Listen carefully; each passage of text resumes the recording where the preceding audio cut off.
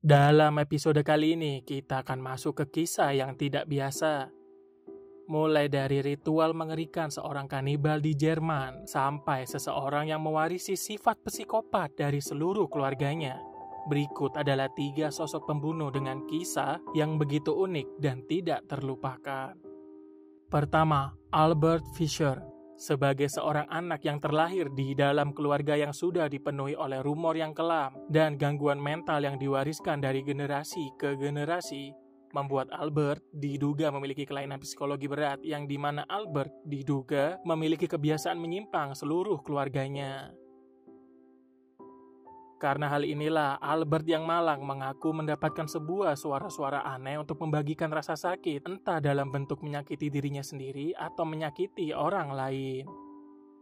Penyakit Albert ini terus memburuk hingga pada tahun 1928, Albert memulai aksinya.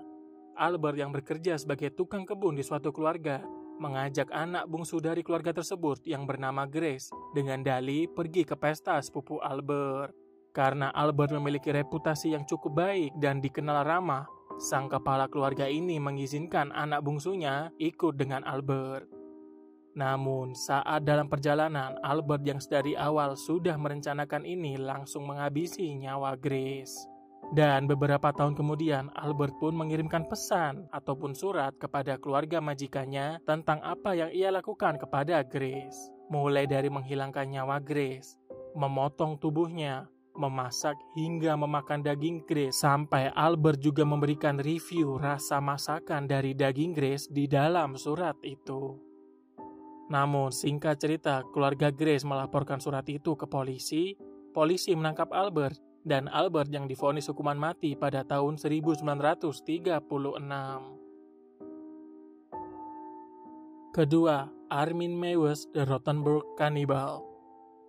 Pada tahun 2001, Armin memposting iklan di internet mencari seseorang yang bersedia untuk dikonsumsi. Yang mengejutkannya, seorang pria iseng bernama Bernd Brandes menanggapi iklan ini dan secara sukarela menyetujui rencana tersebut.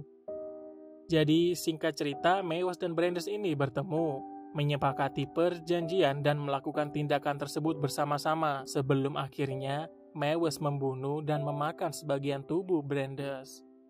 Apa yang unik dari kisah ini ialah bahwa perjanjian ini didokumentasikan dan menimbulkan perdebatan hukum yang besar karena melibatkan persetujuan dari korban, sesuatu yang sangat jarang terjadi dalam sejarah. Dalam pengakuan di persidangan, Armin mengklaim bahwa sejak kecil ia memiliki fantasi mengerikan ini. Dan menurut beberapa laporan, ia sempat mengalami pengabaian emosional yang parah dari keluarganya. Dia sering menyatakan bahwa tindakan ini adalah cara untuk menemukan kedamaian batin yang selama ini dia cari. Dan saat ini dia menjalani hukuman seumur hidup di penjara dan telah mengaku menemukan kedamaian melalui perenungan dan membaca buku. Yang ketiga, David Berkowitz, Son of Sam. David meneror New York pada tahun 1970-an dengan serangkaian pembunuhan acak yang tidak berpola dan tanpa motif. Selain itu, selama penyelidikan, David meninggalkan catatan yang membingungkan di tempat kejadian. Tapi pihak kepolisian akhirnya berhasil menangkap David. Dan dalam persidangannya, David mengklaim bahwa ia mendapat arahan dari suara supranatural yang katanya berasal dari seekor anjing tetangganya. Hal aneh dan tidak wajar ini tentunya memicu ketakutan besar di kota itu. Karena jika dipikir-pikir lagi, seorang pria gila menghabisi nyawa orang-orang di sekitarnya hanya karena berbicara dengan seekor anjing tidaklah terdengar cukup normal bagi masyarakat. David akhirnya divonis dengan hukuman seumur hidup. Banyak sekali rumor-rumor beredar tentang David ini. Mulai dari sekte sesat sampai penyimpangan psikologis yang dialaminya. Tapi diketahui ketika di dalam penjara, David mengaku mengalami pencerahan. Dan David sering membantu narapidana lain untuk membantu melakukan pencerahan melalui keagamaan. Jadi bagaimana menurut kalian? Silakan DM kami di IG AnikmaZ1 untuk request. Jangan lupa subscribe dan berikan pendapat kalian di kolom komentar.